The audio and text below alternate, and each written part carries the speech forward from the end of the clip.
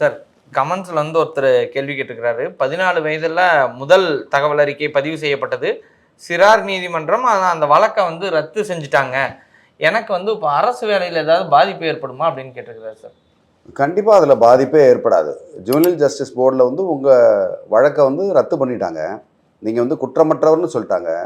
அப்படி இருக்கும்போது உங்களுக்கு அந்த இடத்துல எந்த இடத்துலையும் மென்ஷன் பண்ணணும்னு அவசியமே இல்லை. உங்க பேர்ல வழக்கு பதிவு செய்யப்பட்டதா அப்படின்னு கேட்டிருப்பாங்க.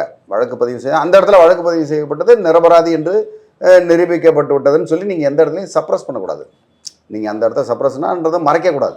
மறைக்காமல் எந்த ஒரு விஷயத்தையும் மறைக்காமல் இருந்தாலே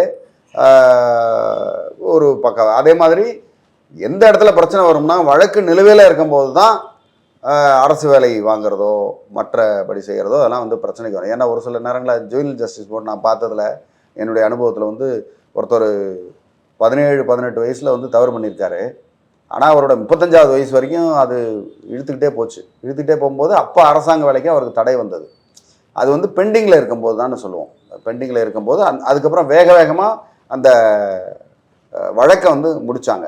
ஸோ அந்த இடத்துல தான் பிரச்சனை வருமே தவிர அதை ரத்து பண்ணிட்டா உங்களுக்கு எந்த வித ப்ராப்ளமே வராது. அதை பற்றி பயப்பட வேண்டாம். ரெண்டாவது இன்ஃபேக்ட் சொல்லப்போனால் அது சிறாராக இருக்கும்போது பண்ண தவறு அது ஒரு கான்ஃப்ளிக்ட்னு சொல்லுவோம். அதை குற்றம்னு அதை சொல்கிறதில்ல ஜுவனல் ஜஸ்டிஸ் போர்டில். அதனால் தாராளமாக உங்களுக்கு கிடைக்கும்.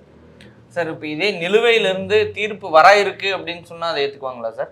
இல்லை, தீர்ப்பு வந்ததுக்கப்புறம் அதில் நிரபராதின்னு வந்தால் தாராளமாக அவங்களுக்கு கிடைக்கும். சப்போஸ் நிரபராதின்னு இல்லாமல் குற்றவாளின்னு வந்துருச்சுன்னா அதுக்குண்டான 1 வருஷமோ 2 வருஷம் தண்டனை அனுபவிச்சுட்டு அதுக்கப்புறம் நம்ம அந்த இதை ப்ராசஸ் பண்ணலாம். அதை ஒரு காரணமாக காட்டி ரிஜெக்ட் பண்ணுறதுக்கும் சான்ஸ் இருக்குங்களா? கண்டிப்பாக அதை காரணமாக காட்டி ரிஜெக்ட் பண்ண தான் செய்வாங்க.